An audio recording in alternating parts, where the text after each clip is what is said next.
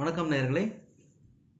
இந்த வாரம் நாதபிரம்மம் இசையும் மருத்துவம் நிகழ்ச்சியில் நாம் பார்க்க போகும் மருத்துவ குறிப்பு கேஸ்ட்ரைட்டிஸ், அதாவது இரைப்பை அழற்சி. இது நம்ம உடம்புல இருக்கிற இந்த ஸ்டொமக் அப்படின்னு சொல்லக்கூடிய இரைப்பை சம்மந்தப்பட்ட ஒரு ப்ராப்ளம். இந்த இரைப்பை வீக்கமடைந்தால் அதற்கு பேர் கேஸ்ட்ரைட்டிஸ் என்று சொல்கிறோம். It's inflammation of the stomach. இதற்கான காரணங்கள் என்னன்னு பார்த்தீங்கன்னா, நம்பர் 1, ஸ்கிப்பிங் ஆஃப் மீல்ஸ், அதாவது சரியான வேளையில் சாப்பாடு சாப்பிடாமல் இருக்கிறது. சில பேர் மார்னிங் பிரேக்ஃபாஸ்ட்டை ஸ்கிப் பண்ணிவிடுவாங்க, இல்லை லேட்டாக சாப்பிட்டுக்கலான்னு போவாங்க, இல்லைன்னா லஞ்சு சாப்பிடுவோன்னா டேரெக்டாக டின்னர் பார்த்துக்கலாம், டைம் இல்லை. இன்றைய ஓட்டமான காலகட்டத்தில் உணவு எடுப்பதை நாம் மறந்து விடுகிறோம், இல்லைன்னா தள்ளி போட்டுரும். அந்த மாதிரி செய்யும்பொழுது இந்த கேஸ்ட்ரைட்டிஸ் வரும். ஏன்னா நம்ம இரைப்பையில் இந்த HCl, ஹைட்ரோக்ளோரிக் ஆசிட் என்று சொல்லக்கூடிய அந்த அமிலம் சுரந்து கொண்டே இருக்கிறது. அது எதற்காக சுரக்கப்படுகிறது என்றால், நாம் சாப்பிடக்கூடிய அந்த சாப்பாட்டை ஜெரிப்பதற்கு. அந்த சாப்பாடு அது கிடைக்காத இருக்கும் பொழுது அது அந்த இரைப்பையே சாப்பாடாக நினைத்து அதை ஜெரித்துவிடும். அதுதான் அந்த கேஸ்ட்ரைட்டிஸ்க்கான முக்கிய காரணம். அதை தவிர பார்த்தீங்கன்னா, ஸ்மோக்கிங், அந்த சூடான அந்த டொபாக்கோ ஸ்மோக், நிக்கோட்டின் ஸ்மோக்கு உள்ளே போகும்பொழுது அது உணவு குழாய் மூலமாக இரைப்பையை அடைந்து அதில் வீக்கம் ஏற்படுத்தலாம். ஸோ அதனால் கேஸ்ட்ரைட்டிஸ் வரலாம்.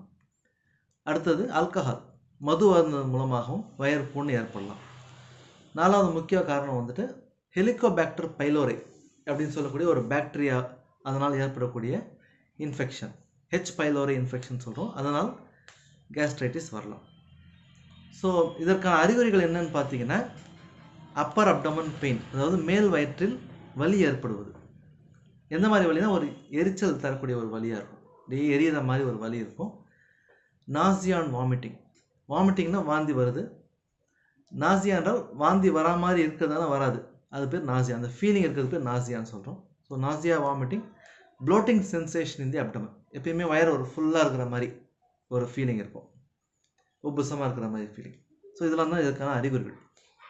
இதற்கான சிகிச்சை அப்படின்னு பார்த்தீங்கன்னா, நீங்கள் இந்த மாதிரி சிம்டம்ஸ் இருந்தால் உடனே நீங்கள் மருத்துவரை அணுக வேண்டும். முக்கியமாக உங்களோட உணவு பழக்க வழக்கங்கள், லைஃப் ஸ்டைல், இதை நீங்கள் மாற்றிக்கணும். உணவு சரியான வேளையில் சாப்பிடுவது, ஸ்மோக்கிங், ஆல்கஹால் ஹேபிட் இருந்தால் அதை அறவே விடுவது செய்ய வேண்டும். அதை தவிர ஒரு சில மெடிசின்ஸ் இருக்குது, ஆன்டி அல்சர் ட்ரக்ஸ்ன்னு சொல்கிறோம். இந்த ஆசிட் செக்ரீஷனை கம்மி பண்ணக்கூடிய சில மெடிசின்ஸ் இருக்குது. அதை மருத்துவரின் ஆலோசனையின் பேரில் நீங்கள் உட்கொள்ளலாம். அதே போல் இந்த இரைப்பையின் மேல் படிந்து அந்த இரைப்பையை காப்பதற்கு சில மெடிசின்ஸ் இருக்குது. அந்த மெடிசின்ஸும் நீங்கள் அவரின் அறிவுரையின் பேரில் உட்கொள்ளலாம். அந்த H. பைலோரின்னு சொல்லுற அந்த பாக்டீரியாவோட இன்ஃபெக்ஷன் இருக்கா இல்லையா அப்படின்னு பார்க்குறதுக்கு நம்ம சாதாரணமாக பார்த்தா அதை கண்டுபிடிக்க முடியாது. எண்டோஸ்கோப்பி செய்து, அந்த எண்டோஸ்கோப்பி செய்வது மூலமாக நிறைய விஷயத்தை நம்ம தெரிஞ்சுக்கலாம். அதாவது எவ்வளோ தூரம் அந்த கேஸ்ட்ரைட்டிஸ் இருக்குது, புண்ணு இருக்குது, எங்கெங்கெல்லாம் ஏற்பட்டிருக்கு, அண்டு அது வேறு ஏதாவது அது ஒரு காம்ப்ளிகேஷன்ஸ் இருக்கா. அதே போன்று அந்த சதையை நாம் எடுத்து டெஸ்ட்டு கொடுக்கலாம், பயாப்சி பண்ணி கொடுக்கலாம். அதில் தான் அந்த H. பைலோரி இன்ஃபெக்ஷன் இருக்கா அப்படின்னு நம்ம கண்டுபிடிக்கலாம். அந்த H. பைலோரி இன்ஃபெக்ஷன் இருந்ததுன்னா அதற்கான நம்ம சிகிச்சை, அந்த ஆன்டிபயோட்டிக்கை நாம் சேர்த்து எடுத்துக்க வேண்டியிருக்கும். இது ஏன் இவ்வளோ இம்பார்ட்டன்ஸ் கொடுக்குறோம் அந்த கேஸ்ட்ரைட்டிஸ்க்கு பார்த்தீங்கன்னா, இதோட காம்ப்ளிகேஷன்ஸ் ரொம்ப முக்கியமானது, ரொம்ப உயிருக்கே ஆபத்தை தரக்கூடிய ஒன்றாக இருக்கும். நம்பர் 1 பார்த்தீங்கன்னா பெப்டிக் அல்சர், அதாவது அப்படியே விட்டோம்னா அங்கங்கே பஞ்ச் அவுட் டிஃபெக்ட்ஸ் ஏற்படும் அந்த இரைப்பையின் வாலில். எப்படி நம்ம ரோட்டில் போகிறோம், ஒரு நடுவில் ஒரு குழி வருது, அதற்கு அந்த மாதிரி ஒரு நம்ம உடம்புல ஏதாவது ஒரு பகுதியில் இருந்ததுன்னா அதுக்கு பேர் அல்சர் என்று சொல்கிறோம். ஸோ அல்சர் நீங்கள் காமனாக கேள்விப்பட்டிருப்பீங்க, அல்சர் வியாதி இருக்குது, அல்சர் ப்ராப்ளம் இருக்குது. ஸோ அதே அந்த இரைப்பையின் லைனிங்கில், அதோட அந்த வாலில் ஒரு பஞ்ச் அவுட் டிஃபெக்ட் ஏற்பட்டால் அது அல்சர் சொல்கிறோம். அது ஏற்பட்டால் அதுலேருந்து ரத்தப்போக்கு ஏற்படலாம், அது ஓட்டை விழுந்து அது மூலமாக வயிறு பாதிக்கப்படலாம், அதெல்லாம் இருக்குது. ஸோ அந்த ப்ராப்ளம் வரலாம். இல்லைன்னா ப்ளீடிங், அதிகமாக ரத்தப்போக்கு, வாந்தியில் பிளட் வருது, மோஷனில் பிளட்டு போகுது, அந்த மாதிரி ப்ராப்ளம் ஏற்படலாம். ரேராக இந்த கேஸ்ட்ரைட்டிஸ் அப்படியே விட்டிங்கன்னா அது கேன்சராக மாறுவதற்கான வாய்ப்புகள் இருக்குது. அதனால் இந்த அறிகுறிகள் இருக்கும் பொழுதே விழித்து கொண்டு நாம் உணவு பழக்க வழக்கம், லைஃப் ஸ்டைல் அதை மாடிஃபை செய்து கொண்டு அதற்கான மருந்துகளையும் உட்கொண்டால் இந்த அல்சர் ப்ராப்ளத்திலிருந்தும் இந்த கேஸ்ட்ரைட்டிஸ் ப்ராப்ளத்திலிருந்தும் நாம் விடுபடலாம். வணக்கம் நேயர்களே. இந்த வாரம் நாம் பார்க்க போகும் ராகம் ஹம்சா நந்தி. இது 53வது மேலகர்த்தாவாகிய கமனாஸ்ரமாவின் ஜன்ய ராகமாகும். இது ஒரு ஷாடவ ராகம். அதாவது இதன் ஆரோவணத்திலும் சரி அவரோவணத்திலும் சரி 6 ஸ்வரங்கள் உள்ளன. இது ஒரு பிரதிமத்தியம ராகம். இதன் ஆரோவணம் அவரோவணத்தை இப்பொழுது பார்ப்போம்.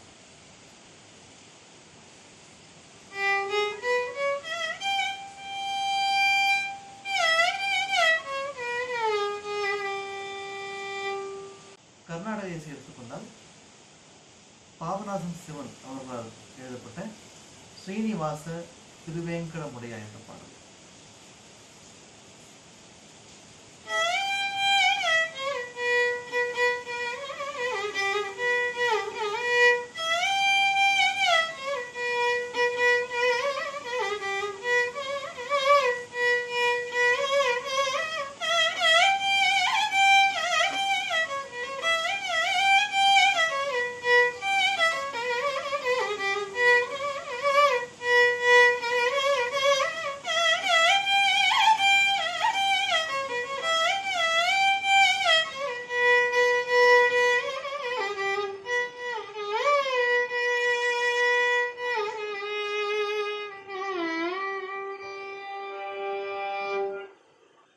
லலிதாதாசர் அவர்கள் இயற்றிய பாவன குரு.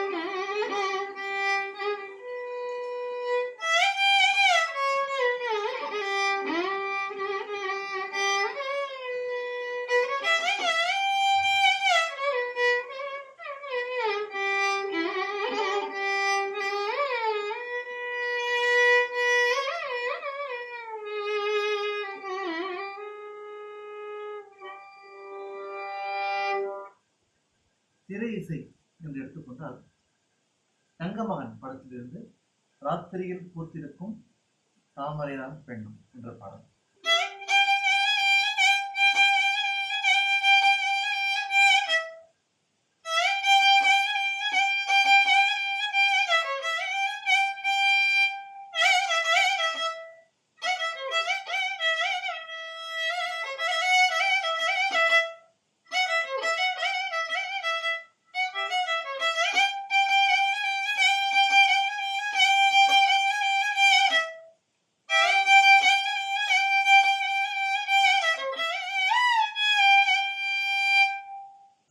சலங்கிய ஒலி என்ற படத்திலிருந்து வேதம் அணுவிலும் ஒரு நாதம் என்ற பாடல்.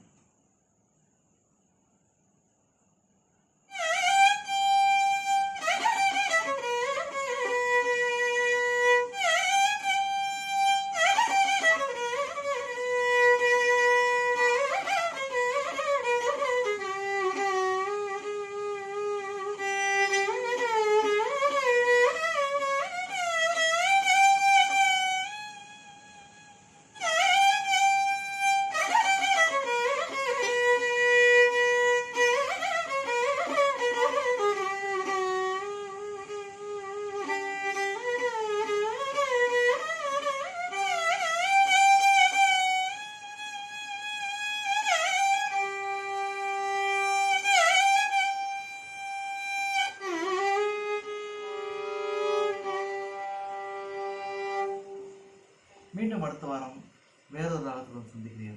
அதுவரை வணக்கம். Hope you all enjoyed this episode of the program Isayum Maruthuvamum Medicinal Music. Do follow us on Facebook and Instagram under the heading Nada Brahmam.